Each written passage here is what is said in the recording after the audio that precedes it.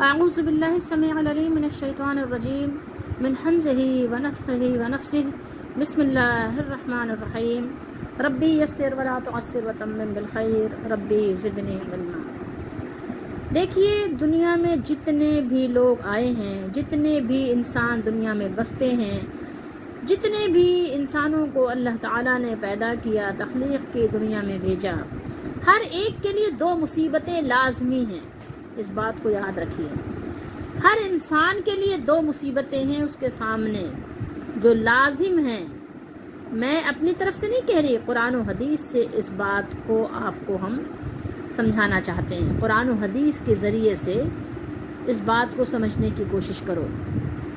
پیارے بچوں، اس بات کو سمجھو، یہ نہیں سمجھو کہ تم نے اگر اللہ کو مان لیا اور کلمہ طیبہ پڑھ لیا اور اسلام کے دائرے میں آ گئے اور اللہ کی فرما برداری اختیار کر لی، اس کے سامنے سر تسلیم خم کر دیا، تو اب جو ہے آپ پھولوں کی سیج پر ہو۔ اب آپ کے لیے لوگ پھول بچھائیں گے اور ہر طرف مرحبا مرحبا کی صدا لگائیں گے۔ ایسا نہیں ہے۔ اگر آپ اسلام میں داخل ہو گئے ہو پھر بھی، اور داخل نہیں ہوئے ہو پھر بھی، میں سارے انسانوں کی بات کر رہی ہوں، جتنے بھی انسان دنیا میں ہیں، وہ اللہ کو مانتے ہیں یا نہیں مانتے، ان کا تعلق کسی بھی مذہب سے ہو، اس سے کوئی سروکار نہیں ہے کہ ان کا تعلق کس مذہب سے ہے۔ ہر ایک کے لیے دو مصیبتیں ہیں۔ ہر انسان کے لیے جو بھی دنیا میں آیا اس کے سامنے دو مصیبتیں لازمی ہیں۔ اسی طریقے سے ہر انسان کے لیے دو آسانیاں بھی ہیں۔ صرف یہ نہ سمجھیے کہ دو مصیبتیں ہیں، نہیں، دو مصیبتوں کے ساتھ دو آسانیاں بھی ہیں۔ آپ کو ایک مصیبت ضرور پہنچے گی اور ایک آسانی بھی ضرور پہنچے گی۔ ایک مصیبت آپ کو ملے گی لازمی، دو مصیبتوں میں سے ایک مصیبت آپ کو جھیلنی پڑے گی، دو مصیبتوں میں سے ایک مصیبت آپ کو آئے گی، اور اسی طریقے سے دو آسانیوں میں سے ایک آسانی بھی آپ کو ملے گی، حاصل ہوگی۔ اس میں کوئی شک اور شبہ کی گنجائش نہیں ہے۔ قرآن نے دو ٹوک انداز میں بیان کر دیا۔ یہ قرآن کا فیصلہ ہے، اور قرآن کیا ہے؟ قرآن اللہ کا کلام ہے، اللہ کی کتاب ہے، اللہ کا بیان ہے۔ قرآن اللہ نے نازل کیا، یہ اللہ کا بیان ہے۔ جب اللہ نے بیان کر دیا تو اللہ نے قرآن میں یہ بھی بیان کیا ہے کہ اللہ کی باتیں نہیں بدلتی، اس کی سنت تبدیل نہیں ہوتی، اور اس کی سنت ٹالی نہیں جاتی کہ ٹل جائے، ادھر سے ادھر ہو جائے۔ نہیں، پہاڑ ادھر سے ادھر ہو سکتا ہے، جس کو آپ دیکھتے ہیں اتنا بڑا دیو ہیکل جمع ہوا ایک جگہ، وہ ٹل سکتا ہے، وہ ادھر سے ادھر ہو سکتا ہے، لیکن اللہ کی بات نہیں بدلتی۔ اللہ کا کلام سچا ہے، اللہ حق ہے، اللہ کا بیان حق ہے، جنت حق ہے، دوزخ حق ہے، اور یوم قیامت روز جزا اور سزا حق ہے۔ اللہ کا فیصلہ، اس کی عدالت وہ ہونا حق ہے۔ تو اس لیے ہمیں اس حق پر ایمان لانا چاہیے اور یقین رکھیں کہ دو مصیبتوں میں سے ایک مصیبت آپ کو پہنچے گی۔ آپ کیا چاہتے ہیں؟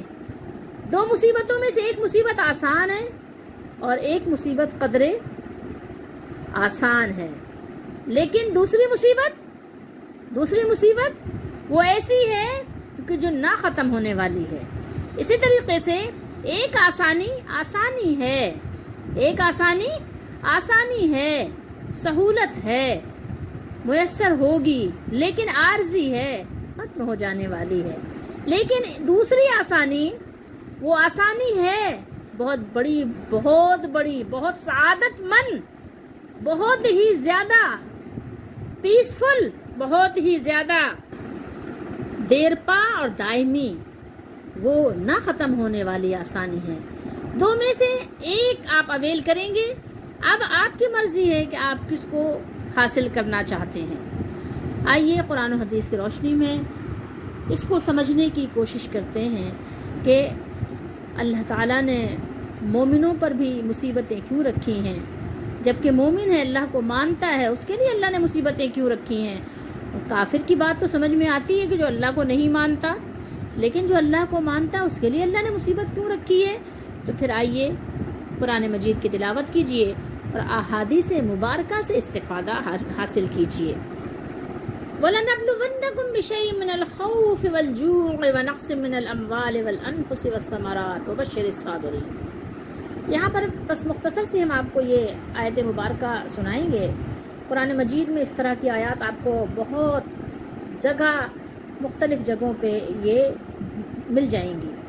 سورہ عنکبوت میں، 25ویں سپارے میں، پھر یہ سورہ بقرہ میں، تو اللہ تعالیٰ نے جگہ جگہ سورہ روم میں، مختلف جگہوں پہ، سورہ شورا میں اللہ تعالیٰ نے اس بات کو بیان فرمایا ہے، بلکہ آپ کو پورے قرآن میں یہ بات ملے گی، ہر سپارے میں آپ کو یہ بات ملے گی۔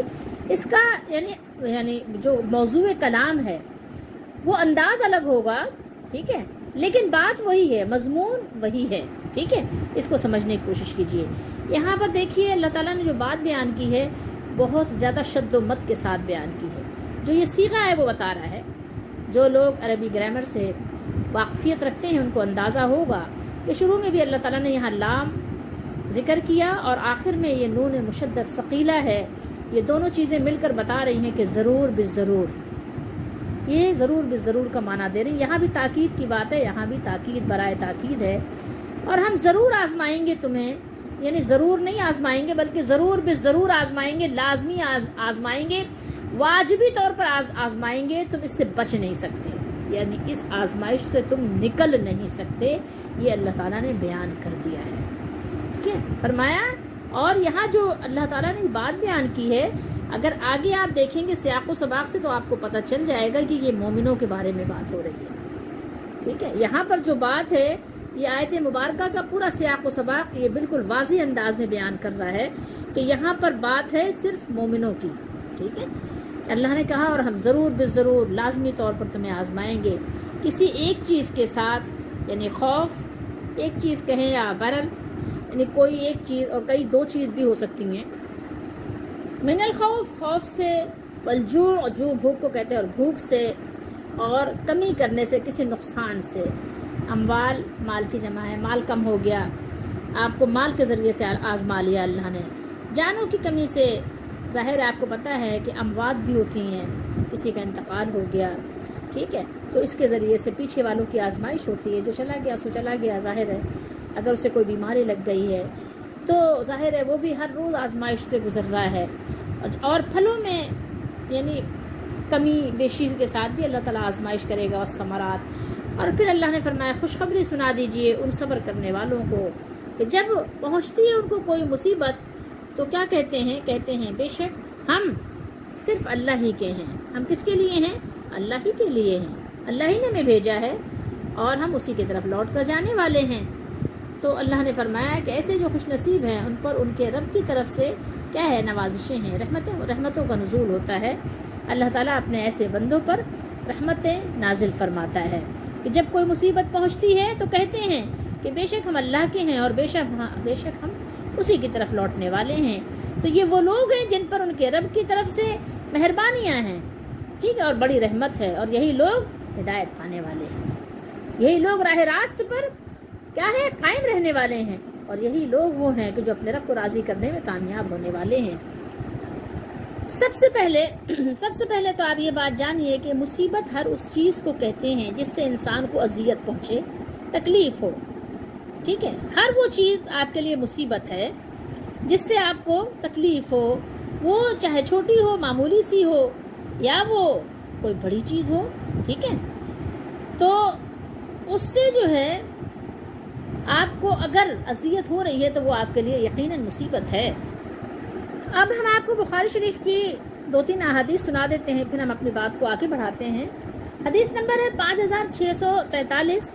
اللہ کے نبی صلی اللہ تعالیٰ علیہ وآلہ وسلم نے ارشاد فرمایا، مومن کی مثال پودے کی سب سے پہلی نکلی ہوئی ہری شاخ کی طرح ہے۔ کیا ہے؟ ہری شاخ کی طرح۔ جب آپ نے دیکھا ہوگا زمین سے جب پودے کی ایک چھوٹی سی کوپل، ایک چھوٹا سا معمولی سے دھاگے کی طرح ایک پودے کا جب ایک کوپلا نکلتا ہے زمین سے تو بہت باریک سا ہوتا ہے کہ پانی کی اگر آپ تیز دھار بھی اس پہ ڈال دیں تو وہ نیچے گر جاتا ہے۔ تو اللہ کے نبی صلی اللہ علیہ وسلم نے فرمایا کہ مومن کی مثال بھی ایسے ہی ہے کہ جو سب سے پہلی نکلی ہوئی ہری شاخ جیسی ہے، کہ جو زمین سے نکلتی ہے، کہ جب ہوا چلتی ہے تو ہوا اسے کبھی ادھر جھکا دیتی ہے اور کبھی ادھر جھکا دیتی ہے اور کبھی برابر کر دیتی ہے. ہوتا ہے نا ایسا, آپ نے دیکھا ہے. کبھی غور و فکر کیا کریں, کبھی کھیتوں میں جائیں, کبھی زمین کے پودے دیکھیں, کبھی کیاریاں دیکھیں اور ان میں غور و فکر کریں. یہ زمین اور زمین کی آبیاری کو اللہ تعالیٰ نے بڑی مثالوں کے ساتھ اس کو سمجھایا ہے. زمین کی زندگی کو, اس کی رویدگی کو اللہ تعالیٰ نے اس کو بڑی یعنی تمثیل کے ساتھ بندوں کو سمجھایا ہے اللہ تعالیٰ نے. اللہ ہم سب کو سمجھنے کی توفیق دے. تو یہ کبھی ادھر جھکتی ہے شاخ, کبھی ادھر جھکتی ہے اور کبھی برابر ہو جاتی ہے. ایک معمولی سی ہوا, بڑی ہوا نہیں, معمولی سی ہوا بھی اسے جھکا دیتی ہے. لیکن منافق کی آپ صلی اللہ علیہ وسلم نے مثال دی کہ وہ ایک صنوبر کے درخت جیسی ہے. ایک درخت ہوتا ہے نا, آپ نے دیکھا ہوگا, بالکل سیدھا یوں کھڑا ہوتا ہے, بالکل سیدھا کھڑا ہوتا ہے, نہ ادھر ہلتا ہے نہ ادھر ہلتا ہے, نہ یوں ہوتا ہے نہ یوں ہوتا ہے, بالکل سیدھا اسٹریٹ بالکل کھڑا ہوتا ہے. ٹھیک ہے, تو ہوا اس کو کچھ بھی نہیں بگاڑتی. تیز ہوا بھی کیا ہوتا ہے کہ چل رہی ہوتی ہے لیکن وہ سیدھا کھڑا ہوتا ہے اور وہ ادھر ادھر نہیں ہوتا, ہلتا نہیں ہے, بلکہ بالکل اکڑا ہوا کھڑا رہتا ہے. ٹھیک ہے, تو یہ مثال کس کی ہے؟ یہ منافق کی مثال ہے. لیکن ہوتا کیا ہے, ہوتا یہ ہے کہ ایک ایسا جھونکا کبھی آ جاتا ہے, کبھی ایک ایسی آندھی آتی ہے اور اس آندھی کا ایسا تیز جھونکا ہوتا ہے کہ اس جھونکے میں کبھی وہ اکھڑ ہی جاتا ہے, کبھی کیا ہوتا ہے وہ اکھڑ جاتا ہے, بالکل جڑ سے اکھڑ کر نیچے. آپ نے دیکھا ہوگا کتنے ایسے درخت ہوتے ہیں جو نیچے پڑے رہتے ہیں, ایسے ہی زمین بوس ہو جاتے ہیں. بہت سے لوگوں کو آپ دیکھتے ہیں نا کہ ان کو کچھ نہیں ہوتا, وہ جو بھی کر رہے ہیں وہ برائیاں, تو اللہ تعالیٰ ان کو ڈھیل دے دیتا ہے. ایسا بھی ہے, یہ بھی اللہ کی سنت ہے اور یہ بھی قرآن میں بیان ہے. لیکن ابھی ہم تو صرف بات کر رہے ہیں دنیا میں 2 مصیبتوں کی اور 2 آسانیوں کی, اور ہر انسان کے لیے 2 مصیبتوں کی اور 2 آسانیوں کی, ہر انسان کے لیے, وہ کوئی بھی ہو. ہماری بات ابھی اس پر ہے.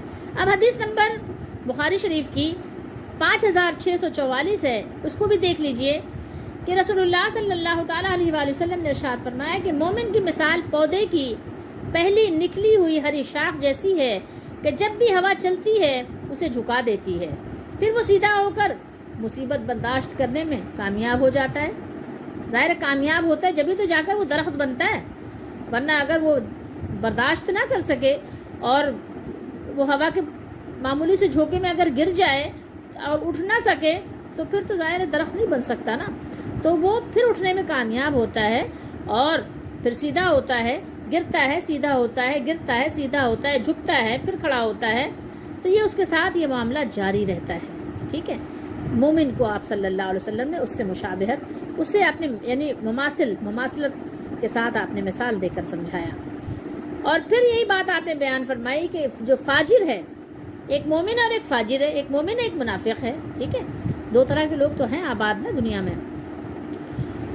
فاجر کی مثال وہی اس درخت کی طرح ہے جو بالکل سیدھا کھڑا رہتا ہے. ٹھیک ہے, کہ وہ سخت ہوتا ہے اور سیدھا کھڑا رہتا ہے, یہاں تک کہ اللہ تعالیٰ جب چاہتا ہے اسے اکھاڑ کر پھینک دیتا ہے. یعنی ایسا بھی ہوتا ہے کہ اچانک ہی موت آتی ہے اور اسے لے جاتی ہے. اللہ تعالیٰ ہم سب کو اپنے امان میں رکھے اور اچانک موت سے بچائے. یہ موت اچھی ہوتی ہے کہ انسان کو بیماری لگ کر توبہ کرنے کا موقع مل جائے, انسان اپنے رو دھو کے اپنے آپ کو صاف ستھرا کر لیتا ہے. خیر, پھر آئیے میں آپ کو ایک حدیث سناتی ہوں بخاری شریف کی. حدیث نمبر بھی نوٹ کر لیجئے تاکہ آپ کو یعنی اس کو ویریفیکیشن میں آسانی ہو, آپ اس کو چیک کر سکیں, ری چیک کرنا بھی آسان ہو. 5645 ہے حدیث نمبر. اس میں بھی یہ ہے کہ راوی اس کی حضرت ابو ہریرہ ہیں. فرماتے ہیں کہ رسول اللہ صلی اللہ تعالیٰ علیہ وآلہ وسلم نے ارشاد فرمایا, اللہ تعالیٰ جس کے ساتھ خیر و بھلائی کرنا چاہتا ہے یا جس بندے کے ساتھ خیر و بھلائی کا ارادہ فرمانا چاہتا ہے اسے کیا کرتا ہے, بیماری کی تکالیف اور دیگر مصیبتوں میں مبتلا کر دیتا ہے. کس میں کر دیتا ہے؟ مصیبتوں میں. ذرا آپ حدیث شریف کے الفاظ سنیے, من یرد اللہ بہ خیرا یصب منہ.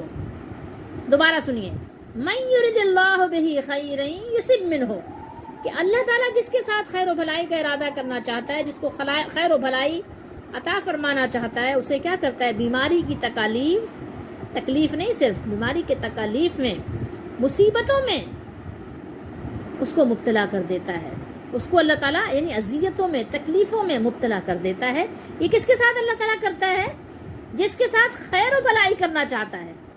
دیکھیے, میں اور آپ کسی کے ساتھ خیر و بھلائی کرنا چاہتے ہیں تو کیا کرتے ہیں, اس کو کیا کرتے ہیں؟ اس کو آسانیاں دیتے ہیں، نعمتیں دیتے ہیں. اپنے بچے سے خوش ہوتے ہیں تو کیا کرتے ہیں؟ اس کو بڑی سی، اگر ہمارے پاس جو بھی استطاعت ہے، گاڑی خرید کر دے دیتے ہیں. اس کو اس کی پسند کی اسکوٹر خرید کے دے دیتے ہیں. اس کو آسانی کے لیے جو وہ چاہتا ہے، جو پسند کرتا ہے، اچھے اچھے کھلونے لا کر خرید کر دیتے ہیں. لیکن اسی پر میں آپ کو ایک مثال دوں، بخاری شریف کی حدیث شریف سے ہی مثال دوں. ایک جگہ نہیں، کتنی جگہ یہ حدیث نقل ہے. ٹھیک ہے، کتاب الذکر میں بھی ملے گی اور بے شمار جگہ آپ کو ملے گی. بہرحال کہ رسول اللہ صلی اللہ علیہ وآلہ وسلم سے ایک خادم کا تقاضا تھا نا. کس کا؟ آپ کی شہزادی، آپ کی بیٹی بی بی فاطمہ الزہرا رضی اللہ تعالیٰ عنہ کا.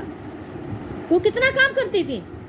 کیا ہے وہ رسول اللہ کی بیٹی ہیں، وہ نبی اللہ کی بیٹی ہیں، وہ حبیب اللہ کی بیٹی ہیں کہ نہیں ہیں؟ وہ کس کی بیٹی ہیں؟ اللہ کے حبیب کی بیٹی ہیں، اللہ کے نبی کی بیٹی ہیں، اللہ کے رسول کی بیٹی ہیں. ویسے بھی آپ صلی اللہ تعالیٰ علیہ وآلہ وسلم کیا ہے؟ حاکم وقت ہیں. آپ کے ہوتے ہوئے کون حاکم ہو سکتا تھا زمین پہ؟ ہمارے ہاں تو کوئی بادشاہ بنتا ہے تو کیا ہے؟ اس کی بیوی خاتون اول ہوتی ہے، اس کے بچے کیا شہزادے کہلاتے ہیں، شہزادیاں کہلاتے ہیں نا. رسول اللہ کی بیٹی ہیں. صرف ایک خادم تھوڑے سے کاموں میں ہیلپ کے لیے، ایک ہیلپر چاہیے کہ تھوڑی سی ہیلپ ہو جائے، تھوڑی سی مدد ہو جائے. کہ خود جھاڑو لگاتی ہیں گھر کی، خود آٹا گوندتی ہیں، خود جو ہے بچوں کی پرورش کرنے میں سارے کام سب ان کے، جو کچھ بھی بچوں کے کتنے کام ہوتے ہیں ہمارے ہاں تو ظاہر ہے تھوڑا سا بھی پیسہ کسی کے پاس ہوتا ہے تو بچوں کے کام کرنے کے لیے انا آیائیں وغیرہ رکھی جاتی ہیں، آپ نے دیکھا ہوگا. اور وہ اللہ کے نبی صلی اللہ علیہ وسلم کی صاحبزادی ہیں. اللہ کے نبی صلی اللہ علیہ وسلم کو ان سے بڑا پیار بھی ہے، بڑی محبت بھی ہے، بڑی شفقت بھی ہے. فرماتے بھی ہیں کہ بیٹی مجھ سے جو چاہو تم دنیا کے مال میں سے مانگ لو، آخرت میں یعنی تم اللہ کو راضی کرنا. اگر اللہ راضی نہیں ہوا تو میں کام نہیں آ سکتا. سوچئے ذرا، یہ الفاظ کوئی معمولی الفاظ نہیں ہیں. لیکن اللہ کے نبی صلی اللہ علیہ وسلم ان کو ایک خادم نہیں دیتے، بلکہ خادم کی جگہ کیا دیتے ہیں؟ تسبیح. سبحان اللہ پڑھیے بیٹا، الحمدللہ پڑھیے، اللہ اکبر پڑھیے، یہ تسبیح دیتے ہیں. میں اور آپ تو اپنی بیٹی کو پسند کرتے ہیں تو ہم تو کہتے ہیں سسرال میں بیٹا کام نہیں کرنا. ہم کیا سکھاتے ہیں کہ آپ پر یہ واجب نہیں ہے. ٹھیک ہے، ہم زیادہ ثواب لینا چاہتے ہی نہیں ہے نا، ہم تو کہتے ہیں کہ واجب نہیں ہے. ٹھیک ہے، نہیں ہے کوئی بات نہیں، مت کرو. لیکن میں یہ کہہ رہی ہوں کہ اللہ کے نبی صلی اللہ علیہ وسلم نے سارے کام ان کی بیٹی کر رہی ہیں، یہاں تک کہ سینے پر جو پانی بھر کر لاتی ہیں، کنویں سے پانی بھر کر لاتی ہیں. کون ہے؟ اللہ کے نبی کی بیٹی ہے. اب پانی آپ کو پتہ ہے، جب پیٹھ پر آپ نے ایک مشکیزہ بھر کر رکھا ہو اور اس کو رسی سے باندھا ہو، اس کا منہ وہ جو کہ چمڑے وغیرہ کا ہوتا تھا، چمڑے کا ظاہر ہے. آپ اگر ایک تھیلے کی مثال لے لیں، ایک تھیلے میں چمڑے کا تھیلا ہو، اس کے اندر کوئی سامان بھر دیں اور اس کو آپ نے ڈوری سے باندھا ہو اور تھیلا آپ نے پیٹھ پہ رکھا اور اس کی ڈوری کو آپ نے ظاہر اپنے کاندھوں سے لا کر سینے کی طرف ادھر یوں لا کے پکڑ لیا دونوں ہاتھوں سے مضبوطی کے ساتھ. تو سینے پہ اگر روزانہ آپ یہ کام کریں گے تو نشان تو پڑے گا نا. تو وہ سینے کے نشان دکھاتی ہیں اپنے گردن کے پاس کھول کر کہ یا رسول اللہ یہ دیکھیے میرے کتنے نشانات پڑ گئے ہیں پانی بھر کر لانے سے. تو اللہ کے نبی ان کو تسبیحات سکھاتے ہیں کہ بیٹا تم یہ پڑھ لو گے نا رات کو سوتے وقت تو کیا ہے، تم جو ہے فریش ہو جاؤ گی، جب صبح اٹھو گی تو ایکٹیو ہوگی، تمہیں توانائی اور تمہیں قوت زیادہ مل جائے گی اس کے پڑھ لینے سے. خادم کیوں نہیں دیتے؟ کیونکہ ہر ایک کے سامنے دو مصیبتیں ہیں. تو اپنی بیٹی کو انہوں نے ایک مصیبت جھیلنے کے لیے نبی کریم صلی اللہ تعالیٰ علیہ وآلہ وسلم نے ان کو حوصلہ دیا کہ یہ دنیا کی مصیبتیں ہیں، یہ چھوٹی چھوٹی مصیبتیں ہیں، یہ عارضی ہیں، یہ گزر جانے والی ہیں، اس لیے آپ بیٹا اس مصیبت کو جھیلو. حوصلہ دیا نا، خادم نہیں دیا، آسانی نہیں دی دنیا کی نہ آسانی دی، نہ دنیا کی آسائش دی، نہ دنیا کی سہولت فراہم کی، بلکہ اپنے بچی کو لیے کیا کہا؟ اللہ کے ذکر کی، اللہ کی طرف اس کی طرف رغبت کرنے کی، تسبیحات کی ترغیب دلائی اور حوصلہ دیا کہ یہ کرتے رہو. کیونکہ دو مصیبتیں ہیں نا آپ کے سامنے، تو یہ چھوٹی مصیبت ہے، یہ عارضی مصیبت ہے، یہ عارضی مشکلات ہیں. اذیت تو ہو رہی ہے نا، مصیبت یہ ہے تو یہ عارضی ہے، یہ گزر جائے گی، یہ کٹ جائے گی، تو اس لیے بیٹے اس کو جھیل لو، کوئی مسئلے والی بات نہیں ہے. اور ویسے بھی ظاہر ہے اللہ تعالیٰ جس کے ساتھ خیر و بھلائی کا ارادہ کرتا ہے تو اس کو تو ظاہر ہے اللہ تعالیٰ مصیبت میں ڈالتا ہے. اللہ نے فرما دیا ہے، اللہ کے نبی نے جو فرمایا ظاہر اپنی مرضی سے تو نہیں فرمایا نا، وہ اللہ ہی کا فرمانا ہے، زبان نبی کی ہے، فرمان تو اللہ کا ہے نا کہ فرمایا کہ من یرید اللہ بہ خیرا یصب منہ، جب اللہ تعالیٰ نے خیر و بھلائی کا ارادہ کیا تو مصیبت میں ڈال دیا ہے۔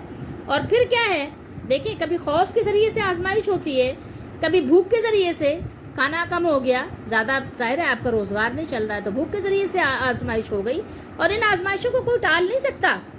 جو لوگ بھاگتے ہیں ادھر ادھر نا، یہ ان کا بھاگنا جو ہے نا، یہ اللہ تعالیٰ کی طرف سے بھاگنا ہے، وہ اللہ تعالیٰ سے بھاگ رہے ہیں، مصیبتوں سے نہیں بھاگ سکتے، وہ اللہ سے اپنے رب کے دربار سے بھاگ رہے ہیں اور وہاں سے دور ہو رہے ہیں۔ وہ یہ ان کو سمجھنا چاہیے کہ وہ وہاں سے دور ہو رہے ہیں، اور پھر یہ نتیجہ اچھا نہیں نکلے گا اس کا کہ در در، کیونکہ اللہ نے وعدہ کیا ہے مصیبت آئے گی، تو پھر کون اللہ تعالیٰ کے معاملات میں دخل دے کر اللہ تعالیٰ کی مصیبت کو ٹال سکتا ہے؟ کوئی نہیں ٹال سکتا۔ ہاں، جو اللہ تعالیٰ نے ایمان والوں کو چین و سکون کی بات کی ہے نا، وہ ایک اور الگ بات ہے، وہ ان کو اللہ تعالیٰ اس پر صبر دیتا ہے، ان کو اللہ تعالیٰ شکر کی توفیق دیتا ہے۔ جو نہیں ملا اس پر وہ صبر کرتے ہیں، خوش رہتے ہیں، کیوں؟ اپنے رب سے راضی ہیں نا، وہ ہر حال میں راضی ہیں۔ تو وہ یہ نہیں کہ راضی بہت دنیا کی دولت ملے گی تو راضی ہیں، دولت کم ہو گئی تو ناراض ہیں، ایسا نہیں ہے ان کے ساتھ، وہ خوش ہیں اس حال میں بھی۔ کہ جب میں آپ کو سورہ احزاب انشاءاللہ تعالیٰ اگلی نشست میں سورہ احزاب کا بھی سناؤں گی، کہ جب صحابہ رضی اللہ تعالیٰ عنہم کو ہر طرف سے گھیر لیا گیا تھا اور منافقوں نے یہ بکواس شروع کر دی تھی کہ دیکھا اللہ رسول نے نعوذ باللہ جھوٹا وعدہ کیا تھا، صحابہ کرام نے اس وقت فوراً فرمایا صدق اللہ و رسولہ، سچ فرمایا اللہ اس کے رسول نے، سچ فرمایا۔ میں اس کو انشاءاللہ آپ کو بعد میں اگلے نشست میں سناؤں گی، لیکن ابھی آج آپ یہ دیکھیے کہ یہ اللہ نے فرمایا۔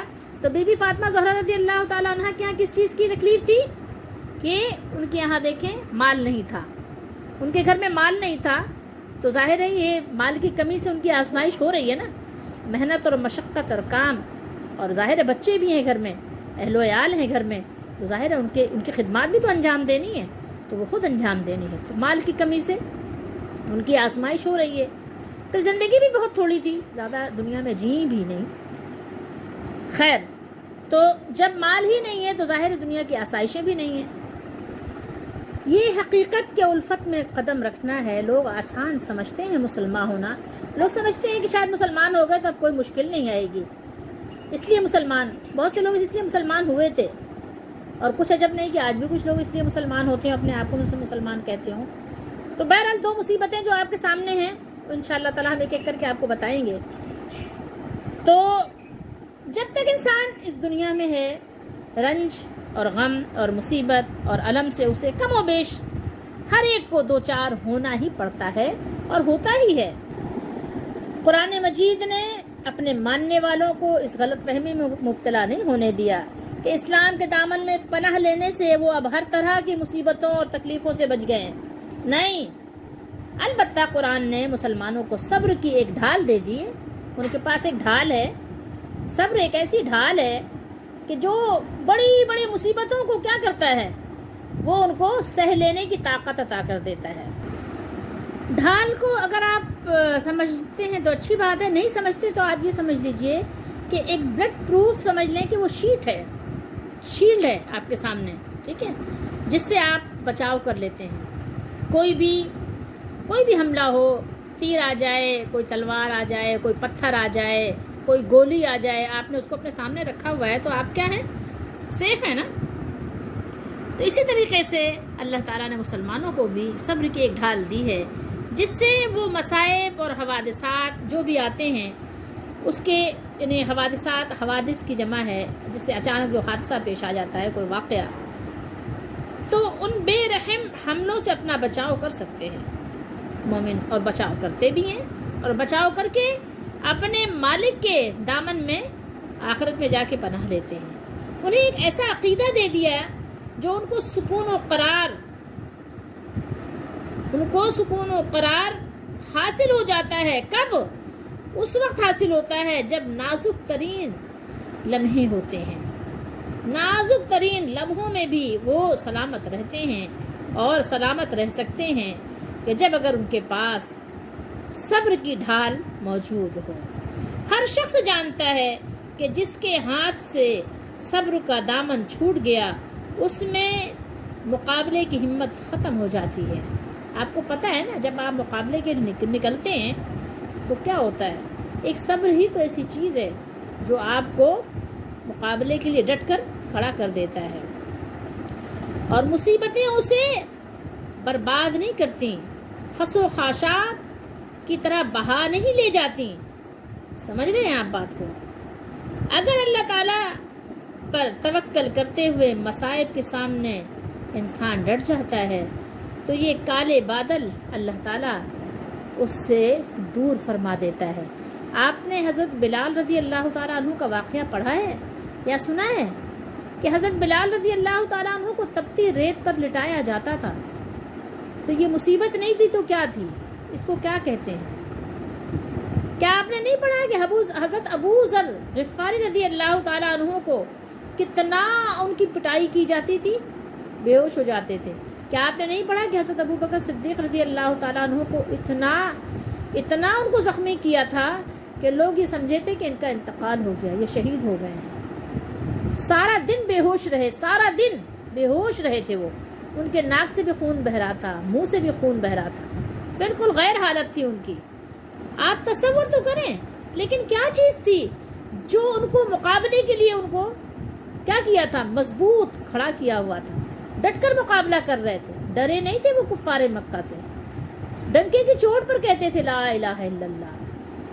کیوں؟ کیا چیز تھی؟ کون سا حوصلہ تھا جس نے ان کو مقابلہ کرنے پر مجبور کر دیا تھا؟ حالانکہ وہ اپنے قوم کے سردار تھے، رؤسا میں سے تھے، لیکن ایک مصیبت تو ان کے سامنے تھی نا، اور اس مصیبت کو وہ آسانی کے ساتھ برداشت کر رہے تھے۔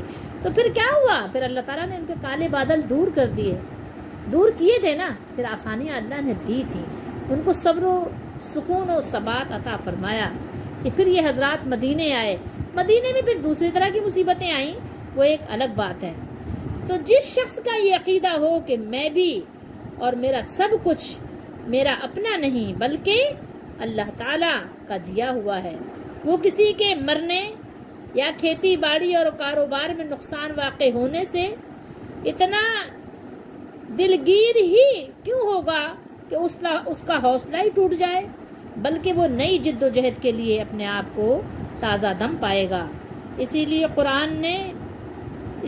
قرآن نے مشکلات اور مصیبتوں کے جو یہ واقعات ہیں ان کی فہرست، ایک طویل فہرست بیان کرنے کے بعد ذکر کرنے کے ساتھ ساتھ وہ آپ کہیے کہ فارمولہ یا کہیے کہ گر سکھا دیے، بتا دیے، جس پر عمل کر کے وہ ان نازک مرحلوں میں کامیابی حاصل کر سکتے ہیں۔ آپ کو ہم نے یہ آیات سنائی ہیں، خوشخبری سنائی ہے ان صبر کرنے والوں کو کہ جب ان پر مصیبت آتی ہے تو کہتے ہیں، کیا کہتے ہیں؟ انا للہ و انا الیہ راجعون۔ یہ زبان سے نہیں کہتے بلکہ یہ دل کے گہرائیوں اور یقین کے ساتھ اور ایمان کے ساتھ کہتے ہیں۔ تو پھر کیا ہوتا ہے؟ پھر ان پر اللہ کی رحمتوں کی بارش ہوتی ہے، پھر اللہ تعالیٰ ان پر اپنی مہربانیاں نازل فرماتا ہے، ان کے دل کو ایسا سکون اور سکینے سے بھر دیتا ہے کہ لوگ اس کا تصور بھی نہیں کر سکتے۔ یہ ایک ایسا کلمہ ہے کہ دل کی حاضری سے اگر کہا جائے تو اس میں اس بات کا اظہار بھی ہے کہ ہم اللہ کی ملکیت اور اس کے بندے ہیں، اور اس کا بھی کہ ہمیں ہر حال میں اس کے پاس واپس جانا ہے۔ وہ جب چاہے جسے چاہے واپس بلائے، تو اس پر شکوہ اور شکایت کا کیا موقع ہے؟ کوئی بھی موقع نہیں ہے۔ ہم کیوں شکوہ شکایت کر سکتے ہیں بھلا اس مالک سے؟ ہرگز نہیں کر سکتے۔ اور اس سے انسان کو صبر کی توفیق بھی ملتی ہے، اور صبر کرنے والوں کو 3 نعمتیں ملتی ہیں، 3 نعمتیں، ٹھیک ہے؟ سب سے پہلی بات یہ ہے کہ رب کی مہربانیاں نصیب ہوتی ہیں، اللہ تعالیٰ کی طرف سے اس کو رحمتیں حاصل ہوتی ہیں، اور نمبر 2 ہے اس کی بہت بڑی رحمت، جو رحمتن اللہ نے فرمایا نا، آگے میں آپ یہ دیکھیے، آگے دیکھیے کیا ہے، ورحمتن۔ تو یہ جو تا دو پیش تن ہے نا، گولتا، یہ تنوین کیا ہے؟ تعظیم کے لیے ہے، ٹھیک ہے؟ کہ اللہ تعالیٰ کو اس کو بہت بڑی رحمت نصیب ہوتی ہے، بہت بڑی، چھوٹی موٹی رحمت نہیں، ورحمتن، اللہ تعالیٰ کی رحمت بھی اس کو نصیب ہوتی ہے۔ اور نمبر 3 ہے، 3 کیا فرمایا؟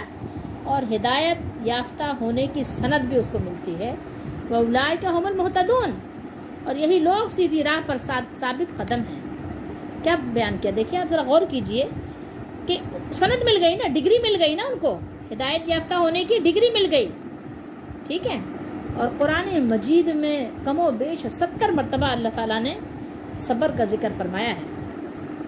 اور یاد رکھیے کہ صبر اسے نہیں کہتے کہ جب آپ واویلا کر لیں، خوب لوگوں سے شکوہ شکایت کر لیں اور پھر ظاہر ہے 2-4 دن 2-4 مہینہ گزر جاتے ہیں تو پھر آپ کو آہستہ آہستہ صبر آ جاتا ہے تو آپ کہتے ہیں کہ ہم نے صبر کر لیا، اللہ دیکھ رہا ہے. اس طرح کے لوگ باتیں کرتے ہیں. نہیں، بلکہ کیا ہے، بلکہ بات یہ ہے اذا، یہاں پر دیکھیے فرمایا کہ اذا اصابتہم، تو یہ بتا رہا ہے، بیان کر رہا ہے کہ اس میں لفظ اذا جو ہے اشارہ کر رہا ہے کہ مصیبت پہنچتے ہی صبر کرنا اور انا للہ و انا الیہ راجعون کہنا چاہیے. بعد میں رو دھو کر تو ہر شخص ہی صبر کر لیتا ہے. حدیث شریف میں بھی موجود ہے، رسول اللہ صلی اللہ علیہ وسلم نے فرمایا انما الصبر عند الصدمۃ الاولی. یہ حدیث بخاری شریف میں بھی موجود ہے. صبر صرف وہ ہے جو پہلی چوٹ کے وقت ہو. ٹھیک ہے، چلیں آگے چلتے ہیں. کبھی دل میں لوگوں کو خیال آتا ہے کہ اللہ تعالیٰ مومن بندوں کو مصیبتیں کیوں دیتا ہے، مومنوں پر مصیبتیں کیوں آتی ہیں. آپ یہ غور کیجئے کہ ہم تو جس کو پسند کرتے ہیں، جس کو چاہتے ہیں، جس سے محبت کرتے ہیں، اس کو نعمتیں دیتے ہیں، چاہے وہ میرا بیٹا ہو، چاہے وہ میرا بھائی ہو، چاہے وہ میری بہن ہو، چاہے میری بیٹی ہو، چاہے میرے ماں باپ ہوں، کوئی بھی ہو. جو ہمارے پیارے رشتے ہیں، اگر ہم کسی سے دوستی بھی کر لیتے ہیں تو ہم اس کو کیا کرتے ہیں، راحت پہنچاتے ہیں. تو لیکن اللہ جسے پسند کرتا ہے اس کو مصیبتیں دیتا ہے. یہ کیا بات ہوئی؟ تو آپ اور میں اس حکمت کو نہیں سمجھیں گے. اب اس کو مجھے اور آپ کو سمجھنے کے لیے تھوڑی سی جو ہے ہمت کر کے اپنی عقل کو تھوڑی سی پرواز اونچی اور بلند کرنی پڑے گی. اب آپ دیکھیے، میں انشاءاللہ باقی باتیں اگلی نشست میں کرنا چاہوں گی، لیکن بس اتنا دیکھ لیجئے اس میں کہ 2 مصیبتیں ہیں آپ کے سامنے. ایک مصیبت تو آپ کے سامنے دنیا کی ہے اور ایک مصیبت آپ کے سامنے آخرت کی ہے. ٹھیک ہے، ان 2 مصیبتوں میں سے آپ کو ایک مصیبت ضرور پہنچے گی. 2 مصیبتوں میں سے ایک مصیبت آپ کو پہنچے گی. دنیا کی مصیبت آخرت کی مصیبت کے مقابلے میں کچھ بھی نہیں ہے، بہت آسان ہے. اس لیے اللہ نے اپنے مومن بندوں کے لیے دنیا کی تھوڑی سی مصیبت دے کر آخرت کی بڑی مصیبت سے ان کو بچا لیا ہے. باقی انشاءاللہ باتیں ہم اگلی نشست میں آپ کو بتانا چاہیں گے. اللہ تعالی ہم سب کا حامی و ناصر ہو، ہماری مدد فرمائے اور ہمیں قرآن و حدیث کے مطابق عمل کی توفیق دے.